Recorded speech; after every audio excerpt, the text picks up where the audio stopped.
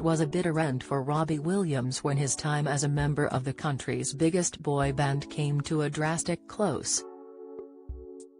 Then seen as a happy-go-lucky backing singer, Robbie butted heads with studious songwriter Gary Barlow more often than not, sparking one of the notorious fallouts of the 90s music scene.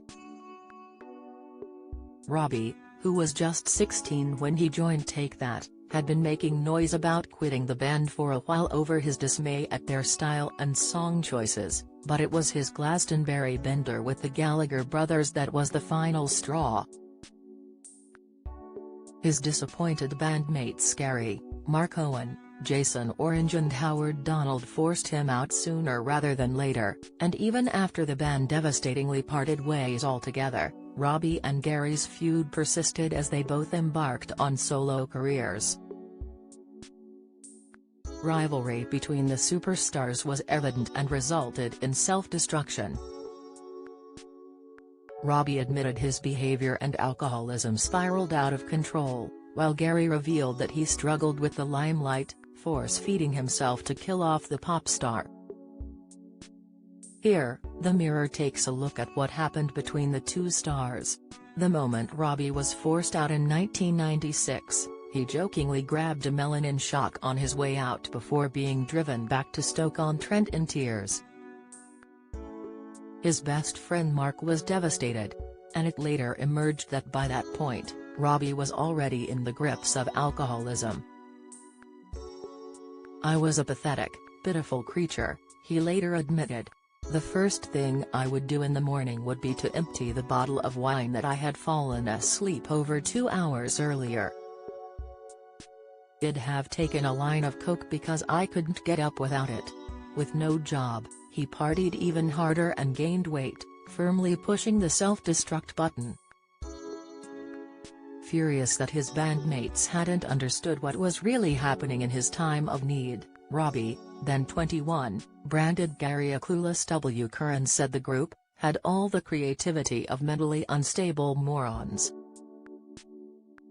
"I hated our music and in the end I also hated myself," he raged. Meanwhile, Gary's life was going in the opposite direction. With a buff new body, he disbanded Take That to go solo and accused Robbie of being jealous of his £6.5 million fortune earned from his songwriting royalties. "I do wonder if that's the source of his feelings because I probably made 6 times more than they did," he sniped before his debut single Forever Love rode in at #1. But everything changed in a heartbeat with Robbie's breakthrough song Angels. The 1997 hit was a runaway success and catapulted Robbie to a whole new league of success. He won 3 Brit Awards and sold 6 million records while Gary was forced to cancel a show at Glasgow's Scottish Exhibition and Conference Centre because of ticketing issues. And when Gary's second album, Stronger, limped into the charts number 35, he got dropped by his record label and relegated to the proverbial scrap heap. Madame Tussauds even melted his waxwork down. He couldn't understand how Robbie had got to where he had, lamenting the fact his nemesis had shown zero interest in writing, preferring to pick his nose in the corner. And he knew Robbie would be loving it. "I can imagine the chat they'll be having in Robbie land tonight," he said at the time. "The cheers, wolf whistles and belly laughs. There's no question now, mate, you're the winner, hands down." For Robbie, his success was like a red rag to a bull. And when friends warned him not to throw it all away amid his spiraling battle with drink and drugs, he sniped, "Throw it all away. And see that fat Barlow dance on my grave? No way." Despite his fame, he continued to slag off Gary and Take That at every opportunity, admitting, "My problem has always been with Gary. It was always with Gary. I wanted to crush him. I wanted to crush the memory of the band, and I didn't let go. You know, even when he was down, I didn't let go. and Gary was crushed. Retreating to his Cheshire mansion, he disappeared from the public eye to write songs for others and tried to eat away the pop star. Trapped in a vicious cycle of binge eating and bulimia, his weight ballooned to 17 st, but he didn't care. "I was trying to kill off the pop star, that's what I was doing. I was eating away what a pop star looked like. I was just killing him off," he told ITV's Lorraine.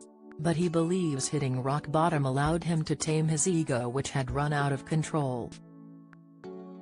"In some ways it sort of needed to happen. I had that ridiculous 90s period where the ego was just getting bigger and you just think, there's only one way back from this, and it was down," he said. "When you've been big, the only other thing you can be is really not big. Is to sort of lose everything. Simply because it was a really humiliating thing that happened. I'd been in this band, it all ends, you get dropped, one of your band members goes on to be stratospheric, you're just a loser.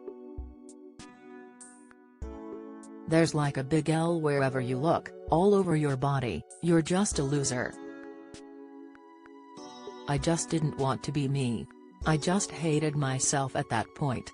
Then, once again the tables tipped in 2006 when Take That reunited to critical acclaim as Robbie's career was on the slide. It would be 4 years before he would rejoin the group for their Progress album and tour and lay their ghosts to rest for good. Follow Mirror Celebs on Snapchat, Instagram, Twitter, Facebook, YouTube and Threads.